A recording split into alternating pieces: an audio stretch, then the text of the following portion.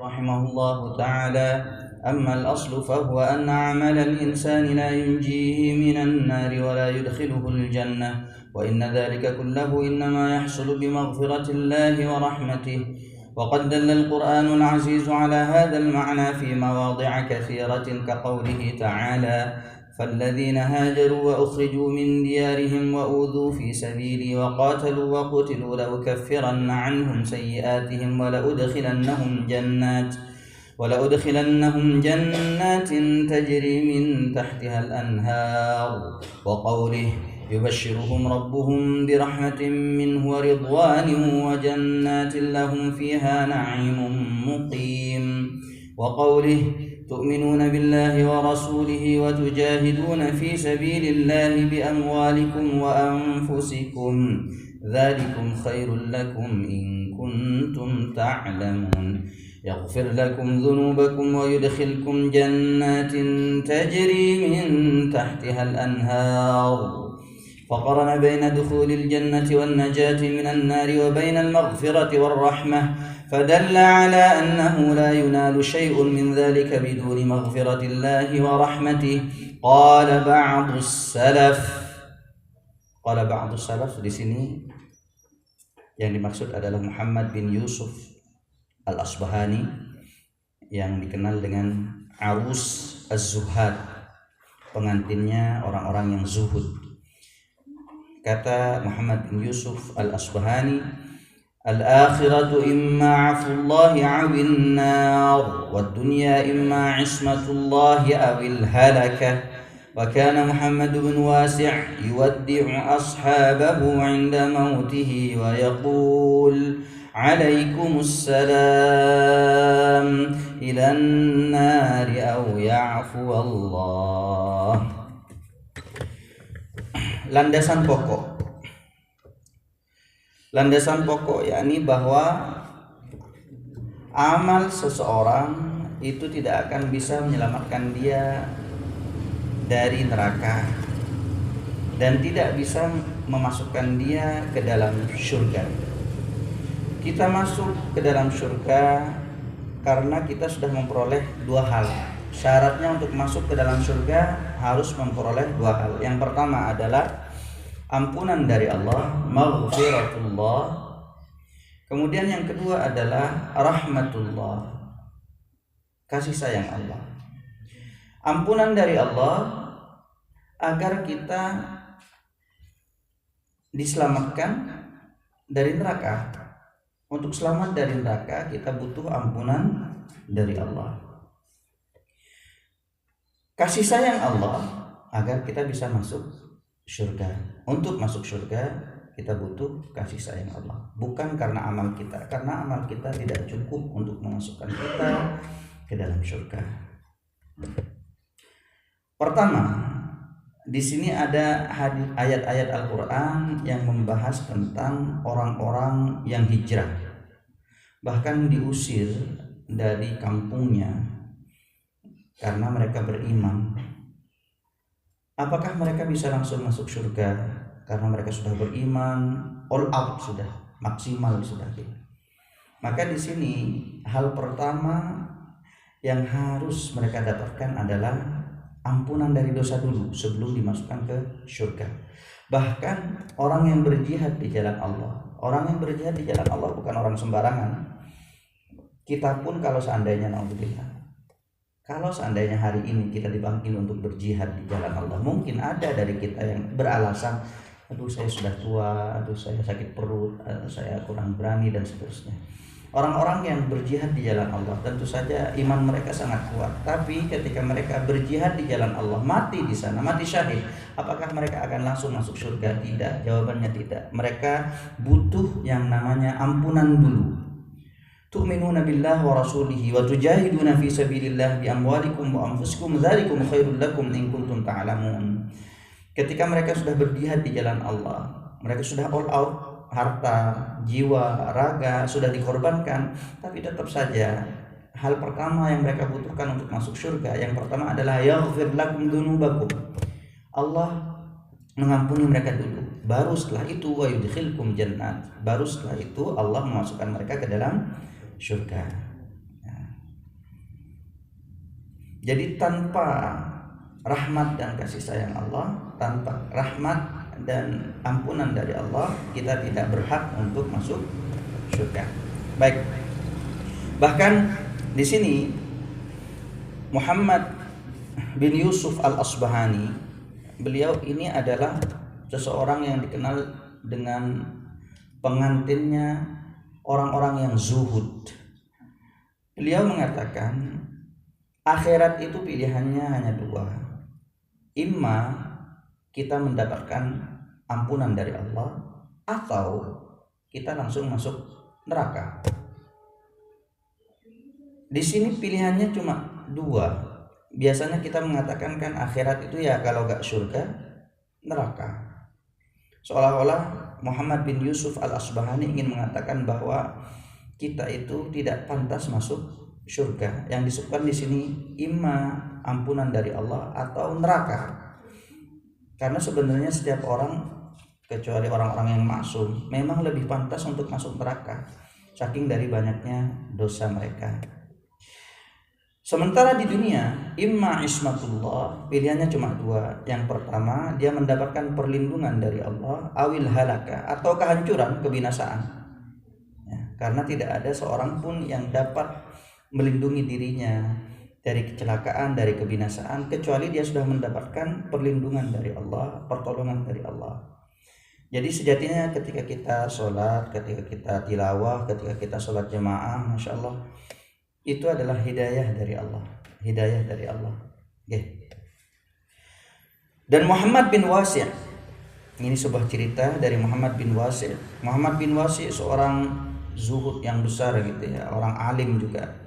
Kalau kita ke Irak, kemudian waktu itu ditanya kepada orang-orang siapakah orang yang paling alim, siapakah orang yang paling baik di kampung ini, mereka akan mengatakan Muhammad bin Wasi' yang paling alim, yang paling baik. Muhammad bin Wasi' ini pernah mengatakan ketika beliau sedang sekarat, Alaikumussalam, mudah-mudahan kalian selamat. Ilan nari aw ya'fu Allah, karena ketika kita meninggal pilihannya cuma dua, imma neraka atau dimaafkan sama Allah. Baik, di sini saya akan menjelaskan, itu barusan adalah terjemahannya, akan saya syarah. Pertama,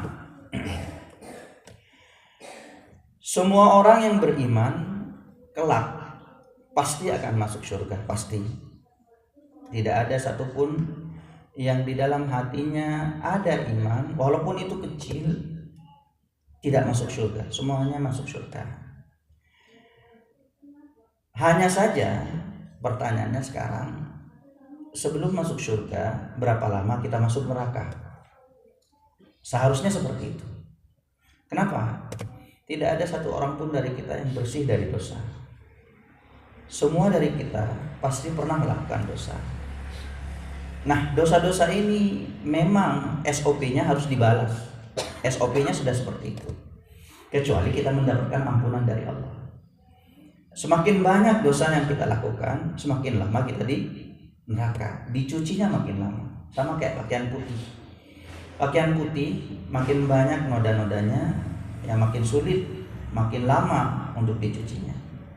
Ini sesuai dengan hadis yang diriwayatkan oleh Imam Bukhari. Allah berfirman di dalam hadis qudsi, akhriju minan nar man kana fi qalbihi mithqal habatin min khardalin min iman. Nanti ketika semua umat Nabi Muhammad, semua umat Islam sudah ada di neraka, yang berhak untuk masuk neraka ini, yang tidak mendapatkan ampunan Allah, pada akhirnya Allah akan mengatakan para malaikat, keluarkan hamba-hambaku dari neraka yang di dalam hatinya masih ada iman walaupun sebesar biji jagung. Oh, berarti aman Ustaz. Kita berarti semuanya bisa masuk surga? Enggak.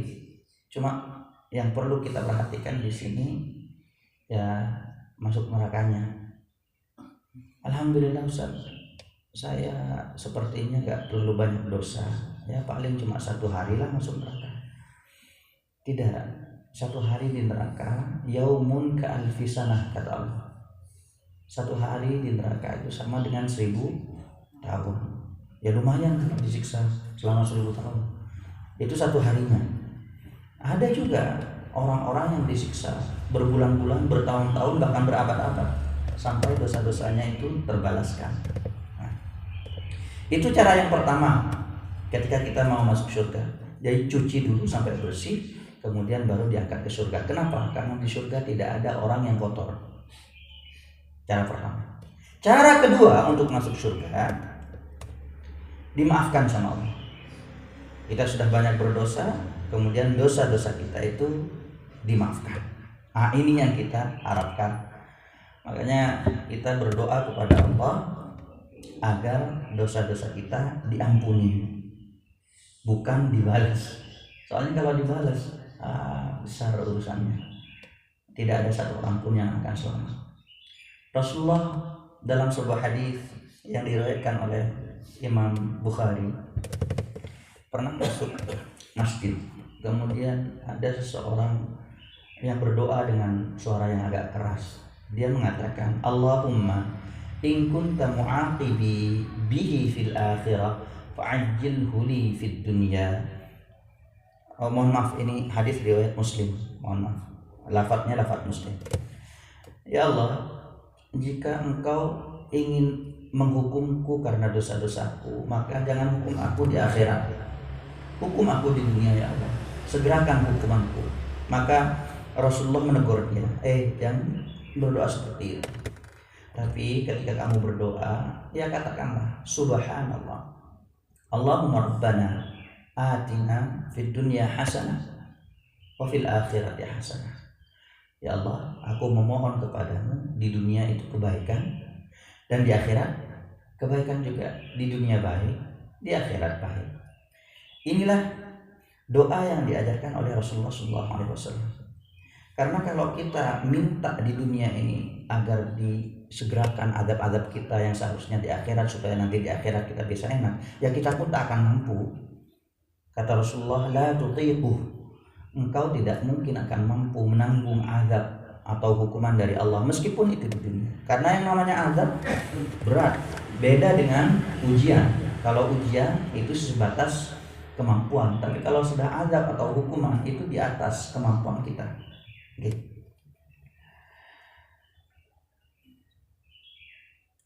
Di sini Muhammad bin Yusuf al-Asbahani sekali lagi dia tidak mengatakan pilihannya di akhirat hanya surga atau neraka, tidak.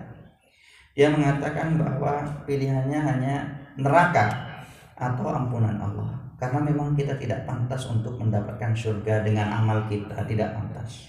Tidak pantas. Kemarin saya sudah bercerita hadis riwayat Bukhari, ada seseorang yang beribadah siang malam 500 tahun. Kemudian Jibril mengatakan, saya mendapatkan ilmu bahwa nanti di akhirat kelak dia akan dimasukkan ke dalam surga karena rahmat Allah, karena kasih sayang Allah. Kemudian orang tersebut mengatakan, kok masuk surga karena rahmatmu ya Allah? Tidak, aku mau masuk surga karena amalku, karena sudah berusaha ibadah 500 tahun siang malam, masa masuk surga karena kasihan? Rahmat itu kasihan gitu, kasihan dari Allah. Maka Allah pada waktu itu menyuruh malaikat untuk menimbang antara amalnya beribadah 500 tahun dengan nikmat yang Allah berikan. Maka malaikat menimbang itu. Baru satu nikmat, nikmatul basar, nikmat penglihatan, 500 tahun ibadah dia sudah jomplang. Artinya dengan satu nikmat ini itu sudah lebih berat daripada ibadah dia yang 500 tahun. Maka pada waktu itu belum nikmat melihat, nikmat jalan dan seterusnya. Maka pada waktu itu Allah berfirman kepada para malaikat, masukkan hambaku ke dalam neraka. Ketika mau diseret ke dalam neraka, dia mengatakan, ya Allah, ampun ya Allah, birahmatika, dengan rahmatmu masukkan aku ke dalam surga. Akhirnya dia mengaku salah, mengaku kalah. Kemudian pertanyaannya sekarang, kalau memang masuk surga itu karena rahmat Allah, karena kasih sayang Allah, ngapain kita capek-capek beramal? Ngapain kita capek-capek beramal? Ya, karena untuk mendapatkan rahmat Allah diperlukan amal-amal baik memang. Allah berfirman di dalam Al-Quran, Inna rahmatallahi qaribun minal muhsinin. Sesungguhnya kasih sayang Allah itu sangat dekat dengan orang-orang yang berbuat baik. Jadi kita tidak akan mendapatkan rahmat Allah kecuali kita berbuat baik. Innalladzina amanu wa 'amilus shalihat. Syaratnya dua gitu. Yang pertama adalah iman, yang kedua amal soleh. Orang yang beriman tapi tidak beramal soleh, dia tidak mendapatkan predikat masuk surga, tiketnya belum. Sebaliknya, orang tidak beriman tapi dia beramal soleh. Banyak sekali orang-orang di luar sana, dia bukan muslim, bukan Islam, tapi dia beramal soleh. Artinya ya dia nyumbang ke anak yatim, dia bantu fakir miskin, bahkan jauh lebih banyak angkanya daripada kita. Amal mereka jauh lebih banyak daripada kita, hanya saja mereka tidak beriman. Maka dalam hal ini sama. Jadi mereka juga tidak akan mendapatkan tiket surga. Kenapa? Apakah Allah tidak adil? Tidak, justru Allah adil. Kenapa? Setiap amal kebaikan mereka semuanya dibalas di dunia. Tidak ada satupun yang belum terbalas. Sehingga nanti di akhirat ketika mereka sudah meninggal, Allah tidak punya hutang. Semuanya sudah dibalas di dunia. Makanya orang-orang yang tidak beriman kemudian dia baik, mereka tambah kaya di dunia. Istidraj. Saya sudah menjelaskan arti istidraj. Ampun. Oke, istidraj itu istidraj. Jadi Allah biarkan dia terombang-ambing dalam kesesatannya, gak ada masalah dalam hidupnya. Nah, ini yang ditakuti oleh para ulama zaman dahulu. Ulama zaman dahulu itu kalau hatinya dia mutasawwif di sini artinya bersih, jernih, bukan tasawuf yang nari-nari itu ya, bukan. Nah, kalau hatinya bersih, mereka ketika hidupnya aman-aman saja, tapi mereka tambah jauh dari Allah. Justru mereka akan mempertanyakan diri ini, ya Allah, apakah aku sudah Engkau tinggalkan ya Allah? Justru ketika mereka mendapatkan ujian, man yuridillahu bihi khairan yusib minhu. Jika Allah ingin kebaikan pada seseorang, Allah akan mencobanya, mengujinya. Maka ketika mereka mendapatkan ujian, alhamdulillah, Allah berarti masih peduli padaku, bukan istidraj. Makanya ketika kita makin jauh dari Allah, tapi kehidupan kita itu gak ada masalah gitu loh, gak ada hukuman, gak ada iqab gitu, maka hati-hati, bisa jadi itu istidraj. Kalau kita makin jauh dari Allah. Tapi kalau kita makin dekat sama Allah, tapi kehidupan kita makin enak, makin nyaman, itu adalah pemberian dari Allah, bukan istidraj. Itu bedanya istidraj dengan yang lain. Oke. Yang kedua, wa rahmati wasi'at kulla syai'. Dan rahmatku, agar kita bisa masuk surga ini kita perlu rahmat Allah, dan rahmatku kata Allah wasi'at kulla syai', menyeliputi segala hal. Fasa'aktubuha kata Allah, aku akan menetapkan rahmatku, akan memberikan rahmatku untuk siapa? Lilladzina yattaqun, orang-orang yang bertakwa. Wa yuqimus shalah, dan mendirikan salat. Wa yu'tuz zakat, dan memberikan zakat. Kemudian yang ketiga, alladzina yattabi'una ar-rasulan nabiyyal ummi, yang mengikuti nabi. Jadi ada beberapa di sini ya, beberapa poin. Yang pertama adalah yattaqun. Allah akan memberikan rahmat sehingga kita bisa selamat dunia akhirat kepada orang-orang yang bertakwa. Apa arti takwa? Sudah saya jelaskan gitu? Belum gitu. Baik, takwa itu banyak arti yang disampaikan oleh para ulama, berbeda-beda. Hanya saja kalau kita mau mencari asar yang ada, maka takwa ini arti simpelnya adalah hati-hati. Hati-hati itu takwa. Ubay bin Ka'ab, beliau adalah imam di Masjid Nabawi di masa kekhalifahan Umar bin Khattab. Pada waktu itu Umar bin Khattab datang kepada beliau. Wahai Ubay, apa arti takwa itu? Maka Ubay mengatakan, ya Amirul Mukminin, wahai Amirul Mukminin, kalau seandainya engkau berjalan di sebuah tempat gelap, cahayanya remang-remang, kemudian banyak duri yang tercecer di jalan itu, apa yang akan engkau lakukan? Maka kata Umar bin Khattab, saya pasti akan jalan dengan sangat hati-hati, takut tertusuk duri. Fadzalika taqwa, kata Ubay. Itulah arti takwa. Jadi arti simpel dari takwa ini adalah hati-hati. Hati-hati dalam segala hal. Hati-hati dalam berucap, hati-hati dalam bertindak, hati-hati dalam makan, hati-hati dalam minum, hati-hati dalam menggunakan rezeki dari Allah. Banyak hati-hatinya. Semua hal kita hati-hati. Sebagai contoh, kita hati-hati dalam menggunakan rezeki kita. Kalau rezekinya kita rasa ini syubhat. Syubhat itu halal enggak, haram enggak? Oke, itu syubhat. Kalau harta yang haram, ya sudah otomatis jangan digunakan. Misal suami dengan ibu-ibu dapat harta haram hasil korupsi, ya wes, dibuang, jangan dimakan. Kenapa? Karena kalau sampai dimakan, itu akan menjadi darah daging. Hidup Anda tidak akan tenang.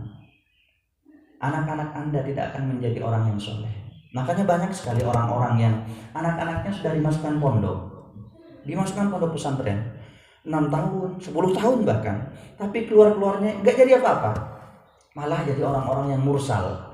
Kenapa? Padahal pendidikannya sudah pesantren 10 tahun. Mungkin ada harta yang kita kirim ke anak kita per bulan itu dari harta yang haram, bisa jadi itu akan menjadi darah daging. Sehingga ketika diajari hal-hal baik gak masuk, gak meresap ke hati. Makanya ibu-ibu pesankan kepada para bapak-bapak yang ada di rumah, Pak, kalau memang hartanya harta haram, tolong jangan dikasih kepada saya. Oh berarti Ustaz, kalau harta haram kita pakai untuk mobil bisa nggak? Kan nggak dimakan, nggak jadi daging. Mobil itu akan menjadi api. Akan menjadi api. Maksudnya apa? Bukan kebakaran, bukan. Tapi akan menjadi media untuk mengantarkan kita ke neraka. Tidak akan ada kebaikan di dalam sana. Entah nanti ujung-ujungnya ya dipakai untuk maksiat. Jadi harus hati-hati. Sama dengan ucapan dan perbuatan. Ketika kita mau berbuat, ketika kita mengucapkan sesuatu, sebelum kita mengucapkan pikir dulu, apakah ini akan menyebabkan saya masuk surga atau malah masuk neraka. Kalau kita mau berpakaian, pikir dulu, tanyakan pada diri ini, apakah pakaian ini akan menyebabkan saya masuk surga atau masuk neraka. Itu namanya hati-hati. Termasuk, mohon maaf Bapak Ibu, ketika jenengan nanti misal ngajar anak-anak, kemudian anak-anaknya itu bandelnya bukan main, gak masuk-masuk, jangan sampai mengucapkan hal-hal yang kurang baik. Biasanya ketika kita gak masuk-masuk ngajarin itu, panas hatinya, akhirnya kita ngomel-ngomel. Atau anak-anak ketika berantakan, ketika lagi bandelnya kita marah-marah, panas hati, ngomel-ngomel. Ketika kita ngomel biasanya remnya itu kurang pakem, sehingga biasanya ibu-ibu sih, kalau bapak-bapak insya Allah aman insya Allah. Ibu-ibu yang biasanya itu los, kata-katanya nggak bisa direm. Makanya dalam sebuah hadis yang diriwayatkan oleh Imam Bukhari, ada seseorang ahli ibadah, dia menghabiskan waktu-waktunya untuk beribadah siang malam di atas bukit dekat rumahnya. Kemudian ibunya itu memanggilkan sudah sepuh dari bawah bukit, dari rumahnya, ya. Anakku, gak jawab. Dia panggil lebih keras, anakku. Sebenarnya anaknya ini dengar, dia gak jawab. Anakku, mangkel dia kan, marah. Ketiga kali karena gak disahut sama anaknya, dia marah. Kemudian dia tanpa sengaja sebenarnya dia mengatakan, mengangkat doanya langsung, mengangkat tangan langsung berdoa kepada Allah, Allahumma la tumithu hatta yanzura ila wujuhil mumisat. Ya Allah, jangan engkau matikan dia, anakku itu, sampai dia difitnah oleh seorang PSK. Gara-gara marah. Akhirnya apa yang terjadi? Allah kabulkan doanya. Jadi dia difitnah oleh seorang penggembala kambing, seorang perempuan penggembala kambing, hamil nih perempuannya. Kemudian dia bilang ke masyarakat bahwa saya dihamili oleh fulan, ahli ibadah itu. Oh, masyarakat pada waktu itu langsung menghancurkan tempat ibadah dia, dihajar habis-habisan. Ya untungnya dengan izin Allah, ketika bayinya lahir, orang ini bertanya kepada sang bayi ini, Ya fulan, ya sobi, wahai bayi, man abu, siapa bapakmu? Pada waktu itu dengan izin Allah bayi itu bisa berbicara, fulanur ra'i, ayahku adalah seorang penggembala kambing juga, dengan izin Allah. Artinya apa? Ya walaupun pada akhirnya ahli ibadah ini lepas dari fitnah, tapi tetap doa orang tua dikabulkan. Insya Allah jenengan juga pernah dengar kisah cerita tentang imam di Ka'bah. Ada Imam Sudes. Sudes itu orang Arab. Biasanya gini, untuk menjadi imam di Masjidil Haram yang paling banyak dipilih adalah keturunan raja. Walaupun suaranya biasa-biasa saja, walaupun makhrajnya kurang bagus. Jadi kalau jenengan umroh atau haji, kemudian imamnya itu kok bacaannya kayak gini ya, makhrajnya kurang pas, sifatnya kurang pas, suaranya biasa-biasa saja, itu keturunan raja tuh. Itu keluarga diraja. Atau pilihan yang kedua, dia harus nationality-nya harus Arab Saudi, memang Arab Saudi. Contoh Syekh Sudes, Syekh Surai, bukan keturunan raja tapi murni keturunan Saudi. Sudes ini ketika ditanya, kenapa engkau bisa diangkat menjadi imam di Masjidil Haram, kata beliau, ya karena doa ibu. Tapi yang lebih aneh lagi ada namanya Syekh Adil Al-Kalbani. Kalau jenengan searching di Google, Adil Al-Kalbani itu satu-satunya imam di Masjidil Haram yang berkulit hitam, satu-satunya. Beliau keturunan Afrika. Dengan semua kontroversi yang beliau lakukan, paling tidak dia pernah menjadi imam di Masjidil Haram. Tahun 2008 beliau diangkat. Ketika beliau ditanya, Syekh, kita semua tahu bahwa untuk menjadi imam di Masjidil Haram ini mustahil dari orang luar, artinya orang Saudi. Jenengan orang Afrika, mustahil.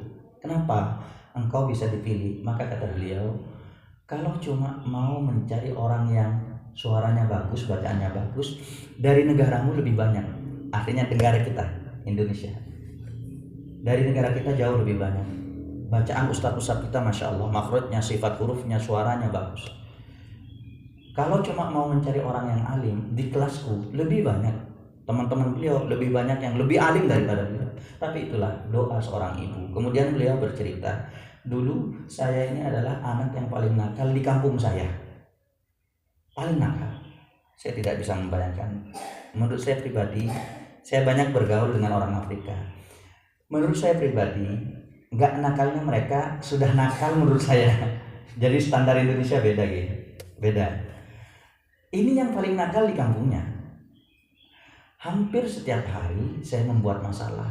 Minimal 2 kali sehari ibu saya marah kepada saya. Minimal 2 kali sehari. Tapi setiap ibu saya marah, beliau tidak seperti ibu pada umumnya. Bicara ngamuk-ngamuk, tidak. Beliau langsung, kalau beliau marah, beliau pasti langsung mendekap saya dengan sangat erat sampai kadang saya gak bisa nafas. Saking dari eratnya. Jadi pukulan itu, tamparan itu dilampiaskan dengan pelukan yang sangat erat. Kemudian hinaan, cacian itu dilampiaskan dengan doa. Jadi beliau itu memeluk dengan sangat erat sampai gak bisa nafas, kemudian membisikkan di telinganya, nah suatu saat kamu jadi imam di Masjidil Haram. Setiap marah beliau katakan itu. Ya mungkin ada malaikat yang lewat kebetulan dicatat gitu. Makanya kalau ibu-ibu, kalau jenengan lagi marah, ya kutuk saja anaknya jadi presiden kan, atau jadi imam di Masjidil Haram, jadi orang sukses. Karena apa? Karena kata-kata ibu itu kadang walaupun kita gak sengaja kelepasan, itu banyak yang terjadi. Banyak yang terjadi. Mohon maaf, ketika kita marah, dasar anak setan misal gini. Jangan heran ketika anak jenengan makin tua, makin remaja, perangannya kok makin kayak setan. Mungkin ada kata-kata yang kebetulan malaikat lewat nih. Karena doa ibu mustajab. Doa ibu itu lebih mustajab daripada doa 1000 kiai bahkan. 1000 kiai. Walaupun ibunya ya biasa-biasa saja. Bukan seorang abidah. Ya. Baik, kita teruskan. Warahmati wasi'at kulla syai'. Jadi Allah hanya mencatat orang-orang yang bertakwa. Dan mendirikan sholat gitu. Mendirikan sholat di sini, poin yang kedua adalah mendirikan sholat. Apa beda mendirikan sholat dengan melaksanakan sholat? Kalau melaksanakan sholat, wa yusalli bahasa Arabnya. Tapi hampir di semua ayat di dalam Al-Quran tidak ada wa yusalli dan mendirikan sholat, melaksanakan sholat. Tidak.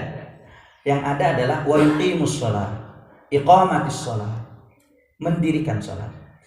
Kalau cuma melaksanakan sholat, formalitas, kayak kita, paling tidak kayak saya lah. Saya sholat, Allahu Akbar, Allahu Akbar, Allahu Akbar, Allahu Akbar, Assalamualaikum warahmatullahi wabarakatuh, Alhamdulillah, sudah sholat, gak ada beban, udah dijadikan beban. Ketika sudah sholat, ya sudah, lepas, ringan. Itu formalitas, itu melaksanakan sholat. Sama kayak jenengan masuk kantor, ada beban. Ketika kita sudah masuk kantor, check in, check out, untuk sorenya sudah check out, sudah beban hilang, bisa istirahat. Itu melaksanakan sholat. Mendirikan sholat beda lagi. Mendirikan sholat, namanya orang mendirikan sama kayak mendirikan bangunan. Pertama yang harus diperkuat adalah pondasi. Pondasi maksudnya apa? Sebelum bangun rumah, pondasinya dulu. Sebelum sholat, persiapan sholat dulu. Jadi gak bisa kita berharap kita misal sebelum iqamah kita main HP, lihat TikTok, lihat IG, kemudian iqamah Allahu Akbar, Allahu Akbar, kita langsung tutup berharap khusyuk. Tidak bisa. Pondasinya harus kuat dulu. Mulai dari wudu, perbaiki wudu, sempurnakan wudu pelan-pelan, jangan tergesa-gesa. Hayati setiap gerakan dari wudu. Kemudian setelah wudu kita sholat sunnah. Itu sebagai persiapan, pondasinya sebelum sholat fardu. Setelah sholat sunnah kita berzikir, mengingat Allah, mohon ampun, ingat dosa-dosa. Baru setelah itu pondasinya kuat, baru bisa nanti rumahnya dibangun dengan bagus. Tapi kalau pondasinya saja gak kuat, ya habis, gak mungkin khusyuk. Hatta kalaupun kita sudah berusaha agar pondasi kita kuat, kadang ketika sholat kita juga masih ingat kemana-mana. Allahu Akbar. Semua hal yang tidak kita pikirkan di luar sholat tiba-tiba muncul dalam sholat. Cicilan, kemudian cucian. Bahkan mohon maaf ibu-ibu sering kok mau masak apa, mau jemur kapan, hal-hal yang gak penting muncul semuanya dalam sholat. Kenapa? Ya karena memang itu SOP dari setan. Jadi di dunia setan itu sama kayak dunia kita. Ada PNS, mereka juga PNS juga. Ada C1, C2, C3, D1, D2, D3, ada juga. Dan job desk-nya itu sangat spesifik. Ada setan-setan yang khusus menggoda orang-orang wudu, khusus untuk wudu saja. Tapi bukan satu setannya. Jadi golongan C1 misalnya, golongan PNS C1 itu khusus menggoda orang-orang wudu. Memang untuk menggoda mereka agar mereka buru-buru wudunya, tidak disempurnakan. Yang penting basah, tidak ada penghayatan di sana. Kemudian nanti setelah wudu ada orang-orang, mohon maaf, setan-setan yang memang tugasnya untuk menggoda orang-orang yang sholat. Makanya minal jinnat min syarril waswasil khannas. Orang-orang yang sholat itu ada setannya khusus yang disebut dengan golongan khanzab atau khinzab gitu ya. Khanzab, khinzab, ada dua cara membacanya. Khanzab, khinzab ini golongan D1 mungkin, CPNS atau PNS. Gunanya job desk-nya cuma satu, menggoda orang sholat. Cuma nanti ketika mereka menggoda orang sholat, di golongan khanzab ini juga ada tingkatannya. Dia jenisnya pekerjaannya apa? Jadi kalau misal kita adalah seorang profesor, maka setan dari golongan khanzab yang akan didatangkan adalah setan profesor. Allahu Akbar, langsung tuh mikir mau neliti apa, mau disubmit di jurnal apa, Q1, Q2, Q3 dan seterusnya. Kalau jenengan tukang, ya setannya dari golongan tukang. Allahu Akbar, asemennya kayaknya tadi kurang, dan seterusnya. Jenengan ibu-ibu, ya setannya jadi golongan ibu-ibu. sangat mengerti apa yang jenengan pikirkan, cucian, cicilan dan seterusnya. Bahkan seorang ustaz, kiai kah, ulama kah, setannya juga dari ulama. Makanya ketika sholat Allahu Akbar mikirnya nanti ceramah pakai ayat apa ya, pakai hadis yang mana ya. Kelihatannya baik, tapi itu dalam sholat, ya itu setan. Itu job desknya memang untuk menggoda manusia. Adapun jin-jin, setan itu dari jin, golongan jin. Adapun setan-setan atau jin-jin yang non-job, ada juga setan pengangguran ada. Yang nggak lulus CPNS, yang nggak masuk PNS ada. Setan non-job ini ya setan-setan yang ada di pohon-pohon, kemudian kerjaannya cuma ketawa-ketawa gitu, kiki gitu. Ada yang cuma loncat-loncat saja olahraga, pocong, ada yang ngesot. Setan-setan seperti ini memang non-job. Mereka tidak punya golongan, tidak punya job desk. Ya. Jadi sama kayak manusia, setan, jin itu sama kayak manusia. Ada jin-jin yang nganggur. Ketika dia nganggur, dia stres, kerjaannya buat rusuh. Ya sama kayak jin-jin seperti ini. Makanya kita kalau ketemu jin seperti itu jangan takut, justru dakwahin. Serius, saya serius, Ibu Bapak. Kenapa? Karena jin itu sama kayak manusia. Kadang mereka tidak mendapatkan dakwah. Dia tinggal di pedalaman, kemudian dia tidak mendapatkan sentuhan dakwah sama sekali. Kalau seperti ini, insya Allah ada jin kanan kiri yang juga mendengarkan pengajian kita. Tapi kalau di pelosok-pelosok yang tidak ada masjid, musolanya cuma dipakai untuk sholat, gak ada kajian sama sekali, itu mereka butuh sentuhan dakwah. Banyak sekali jin-jin yang gak tahu kalau Tuhannya itu Allah. Banyak. Setelah kita dakwahin, masuk Islam dia. Banyak sekali jin-jin yang gak tahu, dia sudah Islam, tapi gak tahu kalau sholat itu wajib untuk dia. Setelah kita ajarin, sholat dia. Jadi saya serius. Jadi dakwahin, kalau ketemu pocong, kamu gak boleh kayak gitu, Allah melarang gitu. Oke. Kemudian yang kedua tadi adalah sholat gitu. Salat. Yang ketiga adalah yu'tunaz zakah. Orang yang mendapatkan rahmat Allah adalah orang-orang yang memberikan zakat. Zakat itu wajib. Ya kalau mau lebih ya sedekah, hibah dan seterusnya. Kenapa memberikan zakat? Karena memang itu adalah sesuatu yang berat bagi orang-orang yang tidak beriman. Kita capek kerja ngumpulin uang lah kok mau dibagi sama orang. Kalau kita bagi uang kita, otomatis kita makin miskin, makin berkurang harta kita. Tapi kalkulatornya Allah beda. Asy-syaitanu ya'idukumul faqra wa ya'murukum bil fahsya. Setan itu yang mengiming-imingi setiap hari ketika kita mau ngeluarin uang untuk sedekah, infak, zakat, kamu pasti tambah miskin. Sementara Allah, wallahu ya'idukum maghfiratan minhu wa fadla. Allah ketika kita mengeluarkan infak, sedekah, janji Allah adalah maghfirah, ampunan Allah, itu yang paling penting. Yang kedua adalah fadla, makin kaya kita. Makin kaya.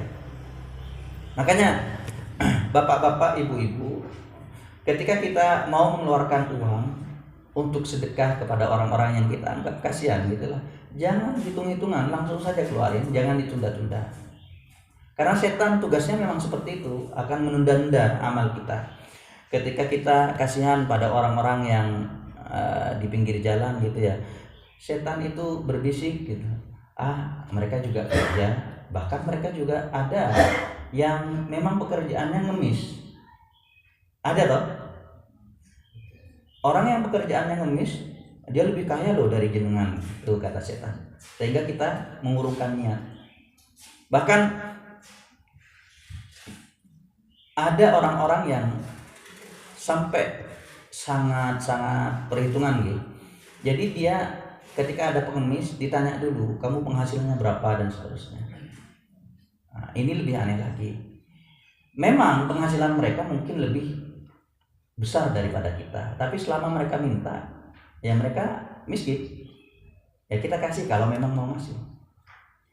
Yang benar Ustaz, penghasilan mereka lebih besar dari kita. Nggih. Tahun 2008 kalau jenengan masih ada insya Allah videonya di YouTube.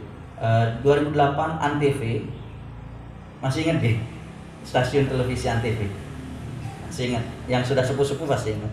Itu ada reporter yang mengulas tentang seorang pengemis. Jadi antara Sumeneb di Madura sana, antara Sumeneb sama Pamekasan ada desa yang namanya Peragaan. Peragaan itu di tengah gitu ya, diapit di tengah. Setiap pagi sampai sore ada satu orang yang memang job desk-nya adalah ngemis di sana. Pekerjaannya ngemis dari jam 7 sampai jam 4 sore. Ngemis, pakaiannya compang-camping. Tapi setelah di interview, kemudian setelah datang ke rumahnya, ternyata rumahnya 4, istrinya 4, mobilnya 5. Jauh lebih kaya daripada kita yang ngasih mungkin. Tapi selama dia minta, ya kita kasih kalau memang mau ngasih. Toh kita juga nggak ngasih 1 M. Bahkan kalau kita mau hitung-hitungan gitu, pengemis di lampu merah misal. Lampu merah, pertigaan atau perempatan. Anggap saja setiap lampu merah itu berapa menit hidupnya Ibu, Bapak? 1 menit gitu, 1 menit. Artinya kalau pertigaan dia hidup dalam 3 menit itu 1 kali. Benar nggak? Oke. Dalam 1 menit ketika lampu merah, pengemis ini minta-minta ke orang-orang yang berhenti karena lampu merah. Kalau misal kita pukul rata saja, ada 1 orang yang ngasih setiap lampu merah, dia minta dari depan sampai belakang, dia minta. Kemudian ada 1 orang yang ngasih berapa biasanya? 2.000. Berarti dalam 1 jam 60 menit dibagi 3, totalnya 20 menit. 20 kali lampu merah, 2.000 dikali 20, 40.000. Kalau dia kerja sehari 10 jam, 40.000 dikali 400. Dikali 10 ya, 10 jam, 400.000. 400.000 per hari. Kali sebulan 12 juta, itu melebihi gaji PNS. Melebihi gaji UMR. Itu kalau yang ngasih cuma 2.000 per lampu merah. Kadang kan lebih, bisa sampai 10.000. Ya kalikan saja. Saya pernah mewawancara pengemis yang ada di lampu merah UB. Karena saya ngajar tiap hari di sana, penasaran, saya ajak makan dia, kemudian saya tanya, "Berapa Pak penghasilannya per bulan?" Ya, kalau sepi 45, kalau rame bisa 80. Saya dosen saya dosen pergi pagi pulang malam, pakai sepatu, pakai dasi, pakai jas, kadang masih kalah jauh sama itu, masih kalah jauh.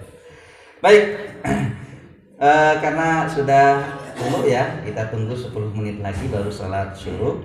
Ada pertanyaan monggo? Mohon maaf, ini ada 1 lagi, mohon maaf. Wa yu'tuna zakat alladzina yattabi'una rasulan nabiyal ummi. Biar lengkap gitu ayatnya. Yang keempat adalah orang-orang yang mengikuti Rasul. Yang mengikuti Rasul itu yang mendapatkan rahmat Allah. Bagaimana cara mengikuti Rasul? Ikuti sunnah-sunnahnya, ikuti apa yang diperintahkannya, dan jauhi apa yang dilarang dia. Cuma memang agak sulit kalau kita masih kalah sama adat-adat yang tidak sesuai sama syariat. Adat yang tidak sesuai sama syariat. Adat yang sesuai sama syariat gak masalah. Adat yang dibilang gak sesuai enggak, sesuai juga enggak, ya gak masalah. Tapi kalau adat yang tidak sesuai, bertentangan dengan syariat, itu semua ulama sepakat bahwa kita harus meninggalkan adat-adat tersebut. Sebagai contoh, ngasih sesajen ke pohon, itu masih banyak di desa-desa, masih banyak. Tujuannya apa? Supaya selamat dari bala, supaya selamat dari penyakit. Itu haram dan harus ditinggalkan, walaupun itu adat nenek moyang kita. Seperti itu gitu. Monggo kalau ada pertanyaan silakan.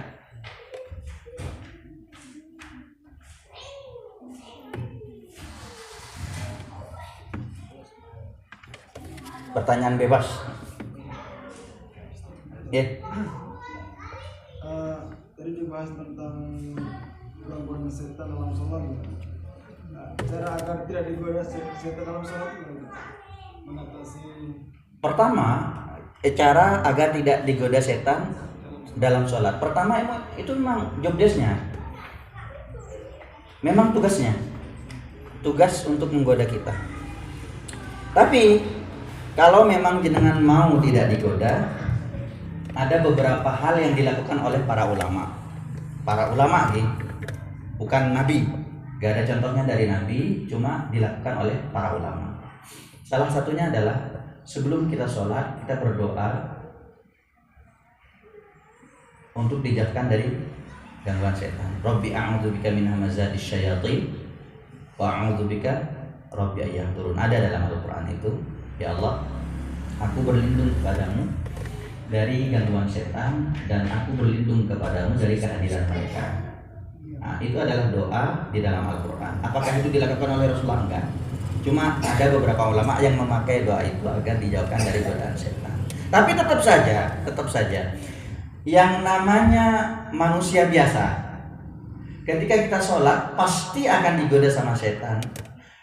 Tergelincir pikiran kita itu kemana-mana, ya maklum, ya karena kita manusia. Hanya saja ketika kita terjebur, jadi sholat itu sama kayak kita meniti sebuah jembatan, jembatannya licin, hanya terbuat dari dua pasang kayu, licin pula. Kalau kita tercebur ke kanan atau ke kiri, kanan kirinya itu lumpur, tercebur kita terjatuh, maka segera bangun, naik lagi ke jembatan itu. Masalahnya kita biasanya ketika kita terjebur malah berenang di lumpur itu. Ketika kita sholat Allahu Akbar, sudah mulai ini pikiran kemana-mana, langsung astagfirullah, langsung balik lagi. Bahkan ada sebuah hadis sahih, ketika kita sudah diganggu setan, kita gak fokus lagi, maka kita mengucapkan a'udzubillahi minasyaitonirrajim, kemudian ngadep kiri, pura-pura meludah. Jangan meludah sungguhan, karena orang di samping bermasalah ya kalau kita meludah sungguhan. Ke kiri, a'udzubillahi minasyaitonirrajim. Kalau meludah sungguhan kena ke sajadah orang. Ada nggak yang meludah sungguhan? Ada, pernah nemu di Saudi, di Madinah. Saya duduk di sampingnya sholat, dia mungkin kena gangguan setan, nggak khusyuk. Pas sholat dia, ya sunnah memang ya, cuma dia meludahnya meludah beneran. Sebagian ada yang kena baju. Maksud meludah di sini ya cuma formalitas saja, sebagai tanda kalau kita mengusir setan. Tapi hadir lagi, nanti meludah lagi. Nah, itu akan cukup mengganggu. Makanya ketika kita sudah rasanya ini sudah gak khusyuk, gak fokus, balik lagi, segera ke atas jalan yang benar, sadar, astagfirullah, fokus. Dan khusyuk ini dalam sholat, apakah mudah untuk dilakukan? Menurut pengalaman jenengan, Bapak Ibu, mudah nggak untuk khusyuk? Nggak, susah. Sama, saya juga sama. Khusyuk itu sulit. Siapakah orang-orang yang bisa khusyuk dalam sholat? Alladzina yadhunnuna annahum mulaqu rabbihim wa annahum ilaihi raji'un. Jadi di dalam Al-Qur'an surat Al-Baqarah Allah berfirman, wasta'inu bis-sabri was-shalah, dan jadikanlah sholat dan sabar sebagai penolongmu. Wa innaha lakabiratun illa 'alal khashi'in. Tapi itu berat loh, kecuali orang-orang yang khusyuk. Siapakah orang-orang yang khusyuk? Yaitu orang-orang yang yakin bahwa dia akan mati.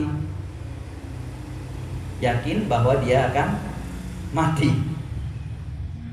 Jadi ketika kita sudah sholat, Allahu Akbar, kita sudah yakin nih, ini sholat terakhir dah. Kita akan dicabut nyawanya sebelum kita salam. Insya Allah khusyuk tuh. Ini yang pernah dilakukan oleh Rasulullah SAW. Beliau ketika mau sholat, ada orang yang nanya, wah ya Rasulullah, saya sholat ini kok kemana-mana pikirannya, gak bisa khusyuk. Apa kata Rasulullah? Shollu sholata muwaddi'in. sholatlah seakan-akan itu adalah sholat terakhir. Jadi ketika Allahu Akbar, pikiran ke mana-mana sudah. Kita sudah mau menghadap Allah, kita sudah mau mati. Ini sholat terakhir kita. Sholat terakhir kita sudah pasti khusyuk. Oke, jenengan bayangkan saja, jenengan misal naudzubillah tadi ya, misal menjadi korban salah tangkap. Jadi ada kepolisian tiba-tiba ke rumah jenengan, tiba-tiba di rumah jenengan ditemukan 100 kg sabu-sabu. Ya udah pastilah hukumannya mati gitu, hukuman mati. Nah, walaupun ditahan dulu, tapi udah jelas nih 10 tahun lagi jenengan sudah dieksekusi mati. Pas mau dieksekusi, misal hari ini jenengan mau dieksekusi, sekarang jam 5:10, jenengan mau dieksekusi jam 6, jenengan dikasih kesempatan untuk sholat 2 rakaat syuruk. Kira-kira sekhusyuk apa sholat jenengan? Dari Allahu Akbar saja sudah gemetar itu, Allahu Akbar, nangisnya bukan takut ditembak karena memang sudah pasti mati, nangisnya karena membayangkan dosa-dosa, membayangkan apa yang akan terjadi setelah saya meninggal. Illa 'alal khashi'in, orang-orang yang khusyuk itu adalah orang yang yakin bahwa dirinya akan mati. Jenengan Pak, Bu, mau bermaksiat nih, ingat mati, jadi enggak. Bapak-bapak, ketika ibu-ibu lagi bikin mangkel sama jenengan, kemudian jenengan mau marah, mau meledak, jenengan ingat saja, bayangkan kalau diri ini sudah memakai kain kafan. Siapa yang akan memandikan jenengan? Istri. Siapa yang akan merawat jenengan, jenazah jenengan? Istri. Siapa yang akan mendoakan jenengan setelah jenengan meninggal? Istri. Sebaliknya sama ibu-ibu, ketika jenengan, kadang ya suami ini bikin masalah sehingga jenengan itu mau marah, mau ngamuk gitu ya, bahkan mau minta talak kalau bisa. Sebelum jenengan marah-marah, bayangkan jenengan pakai kain kafan, insya Allah itu akan langsung reda. Sampai-sampai Rasulullah itu sering mengingatkan kita, aksiru dzikra hadimil ladzat, ingatlah pemutus segala kenikmatan, yaitu kematian. Perbanyak ingat mati, insya Allah kita akan lebih pakem remnya untuk bermaksiat. Ya, mudah-mudahan menjawab ya Ustaz. Ada yang lain? Monggo. Ya. Doa seorang ibu itu mustajab, Ustaz Firman. Terus apa yang pernah diucapkan itu terjadi kesungguhnya ya, jadi kenyataan. Terus apa yang dilakukan seorang ibu? Apa? Maksudnya doa seorang ibu itu mengatakan spontan gitu, Ustaz, untuk anaknya nggak baik misalnya. Terus terwujud doa itu tadi, Ustaz. Terus apa yang dilakukan seorang ibu untuk menebusnya? Baik, doakan yang baik-baik. Misal kemarin saya nggak sengaja, saya ibu misalnya, saya nggak sengaja Ustaz kemarin nyumpahin anak saya, dasar bajingan misal. Hari ini saya untuk menebus kesalahan saya doakan kepada dia, ya Allah jadikan anak saya ulama, orang soleh ya Allah. Nangis sama Allah. Atsbi'ul sayyi'atal hasanata tamhuha, kata Rasulullah. Ikutilah kejelekan dengan kebaikan, maka kebaikan itu akan menghapus keburukan. Tapi tenang saja Bu, sebenarnya gini, saya mengatakan bahwa doa orang tua, doa khusus doa itu insya Allah akan dikabulkan karena mustajab memang gitu. Cuma malaikat juga nggak bodoh-bodoh amat. Malaikat masih bisa membedakan mana yang sungguhan, mana yang enggak, mana yang gurauan, mana yang kelewat, ya terlepas gitu ya. Mana yang perlu dikabulkan, mana yang tidak. Malaikat juga mikir-mikir mau nyatet itu. Karena ada seorang jemaah gitu, dia datang kepada saya, Ustaz, mohon maaf Ustaz, saya dari kecil disiksa sama orang tua.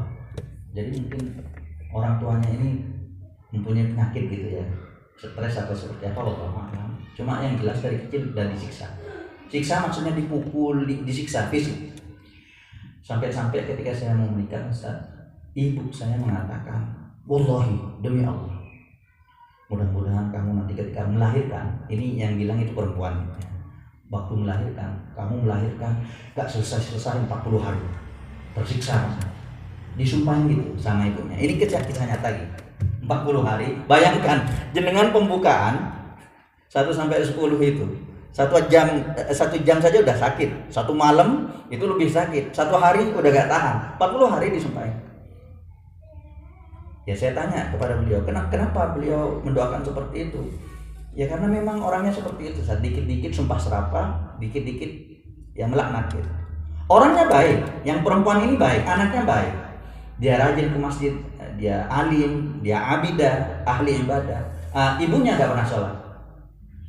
Ibunya, mohon maaf, ibunya suka merokok, suka minum khamar dan seterusnya lah. Ya bukan orang baik. Jadi malaikat juga lihat-lihat siapa yang berdoa, apa doanya. Tidak sebodoh itu malaikat. Oke? Mudah-mudahan menjawab ini. Jadi ikuti kesalahan kita dengan kebaikan. Insya Allah kebaikan itu akan menghapus kesalahan-kesalahan kita. Oke. Ada pertanyaan lain, monggo?